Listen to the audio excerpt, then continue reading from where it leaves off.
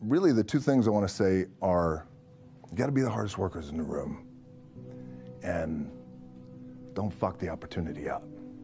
Instead of telling you what I think you should be doing, or how you could be better, or I thought, well, let me just speak from the heart, speak from my gut, and really not have anything prepared, but just tell you what's worked for me. And maybe some of the stuff that's worked for me might work for you now, currently, presently, as you guys have your goals and ambitions, NBA championship, MVPs in this room, things like that. But then further on down the line, as you guys continue to live your life. The first thing I would just want to say is, this idea and this notion that you could be anything you want, you can accomplish anything you want, right? We hear that. You've heard that from the time you were little boys. You hear that now. You're already incredibly accomplished. You can win an NBA championship, MVP of the league. You could become president. You could become governor. You could be in entertainment. You could do Charles, and you could do Shaq. You could do that. You could do whatever you want to do. You guys know that. The thing that has worked for me is to remember the hard times. So, and I'm sure you guys all have your processes, and again, I'm going to tell you what's worked for me. So before a big movie comes out, before, back in the days when I was wrestling with WWE, a WrestleMania match, anything big that would happen, I would always take a moment, and I'd just remind myself, all right, I was evicted when I was 14. We were kicked off the island. We couldn't live in Hawaii. Had no place to live. A lot of shit happened then when I moved to Nashville. I was arrested multiple times by the time I was 16 years old. I gotta remember that. If I were playing on this team, which my skills are, what's that term? Oh, the shits.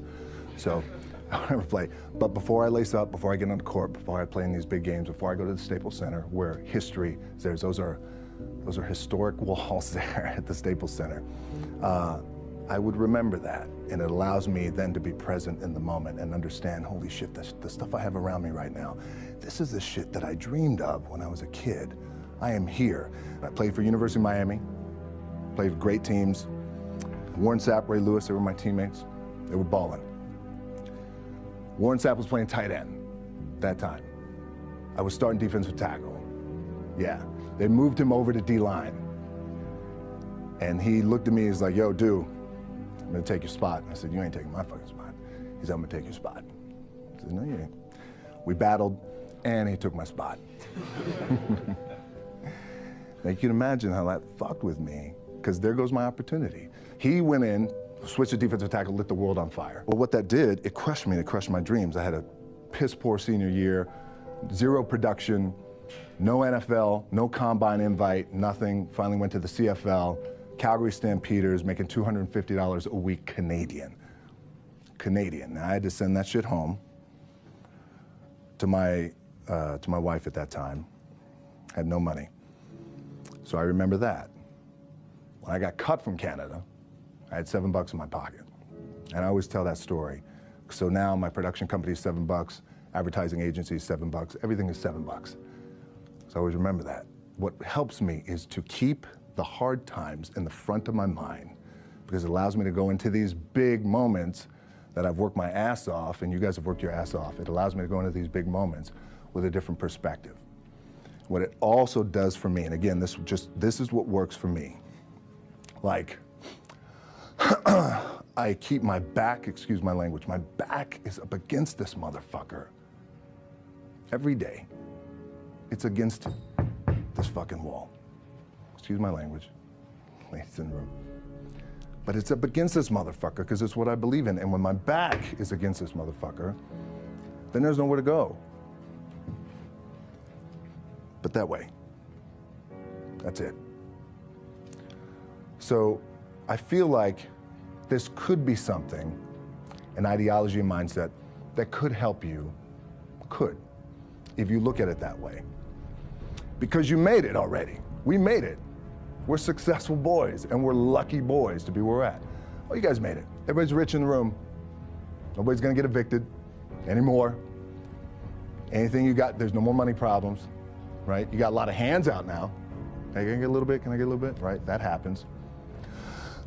But when you make it, For me, I need this. I need this. So every day, my back is up against this motherfucker, and this is how I operate.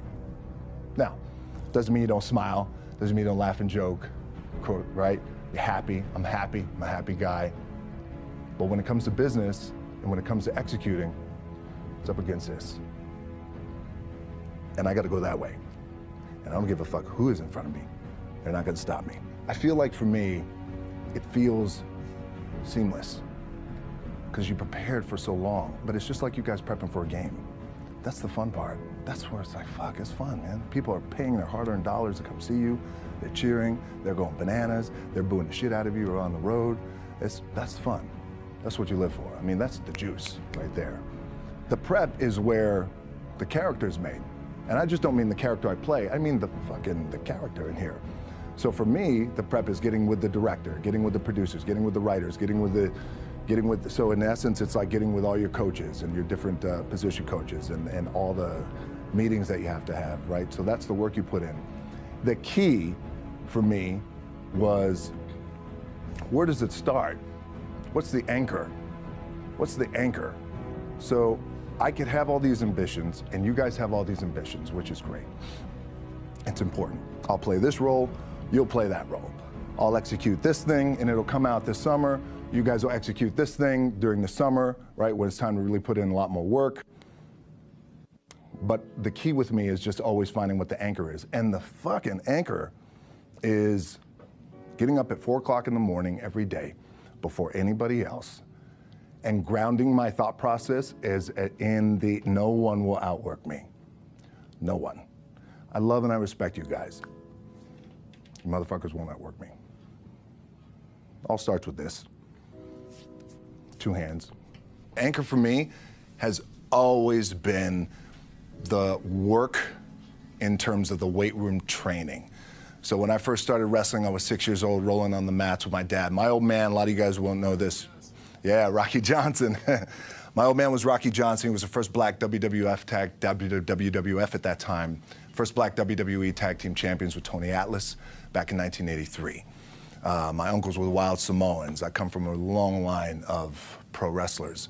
But before the wrestling part happened, I was just in the gym putting in the work. At 6 years old, rolling around on the mats. And finally, when I could touch weights at 13, that's what I was doing. But the weight part for me and the gym part has always has to be the anchor. Look, boys, your body's your body, right? You're young now, you're balling, everything feels good. You have your little nicks and dings and all that shit. You're gonna have that. You're gonna have your surgeries. Hey, we all have it. But eventually, and I promise you this, the one thing that will never, ever, ever go away is you get your ass in that weight room and you put in the work. That's gonna happen when you're 30, 40, 50, 60, 70. That never goes away. You get on the court, you shoot some shots, but you're gonna wind up right back in the weight room, right? Right back in your spot. Film gives me the biggest opportunity to make the biggest impact, global impact. I don't want to make small movies. I love and respect our movie business, but I want to make big movies that do well, and when they do well, it's not the money thing, because we have money, right? Money's good. Money's good. It ebbs and flows. It's the idea that I can impact as many people as possible with a big global movie. And when the global movie is touching $1 billion, that sounds good, right? It's good for the bank account, it's good for everybody involved, everybody's getting their piece of cake, it's great. But what that does do, I know I'm impacting people around the world by giving them some good entertainment, making them feel good, leaving the theater floating. So it's the same thing, right? When you guys have this bigger goal, say for example, when you become world champions again,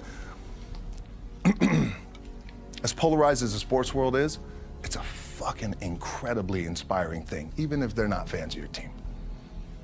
Even if they're not fans of your team. So think about that, when you guys do that, the impact that has, the ripple effect that has for the city of LA, California, the United States, the globe, little kids. Damn, I want to be that one day. Favorite WWE moment would probably be, I've had a lot of them, man. Got really, really lucky. I think probably the matches I had with Stone Cold Steve Austin. Yeah, they were really good, and we just had a real special chemistry. And anytime we got in the ring, it created this kind of magic, and we broke a lot of records and pay-per-view records. At that time, WWE, they were still in the pay-per-view model, in the pay-per-view business. They're not now. But that was always cool because we had a goal. Steve and I had a goal, which was let's sell out a stadium and let's break a pay-per-view record. But it was always cool with him because then always too, you know, he was the kind of guy who, and you guys have this, you have this amongst your team, you have this amongst players in the league, where that guy, former Texas football player, West Texas State down, so he was crazy, but he would push me and we would push each other every night. You know, and the thing that the WWE taught me, which I think you guys can take away and it can apply to a little bit of your practice in your business and your gameplay, is WWE taught me to always listen to the people. You always want to listen to the people. So when I would go out, you know, look, you go out, there's always a lot of ego, and you know, I want to do my shit, and then another wrestler would say, oh, I want to do my shit, and I want to do my finishing move, I'm going to do my finishing move. I got to look good, I got to do all this. My last match in WWE, I'll share this with you guys too, is that, again, because there's a little bit of takeaway here from all this shit, is I wrestled John Cena, and I went in, I think it was 2013, I went in WWE champion, and we went in MetLife Stadium. We had a record-breaking attendance, which was amazing that night. We accomplished our goal. So I wrestled with John Cena. We had 45 minutes planned for the match. It's nonstop go, right? So your conditioning is tested. And at that time, I wasn't full-time in WWE. I was just doing these spot matches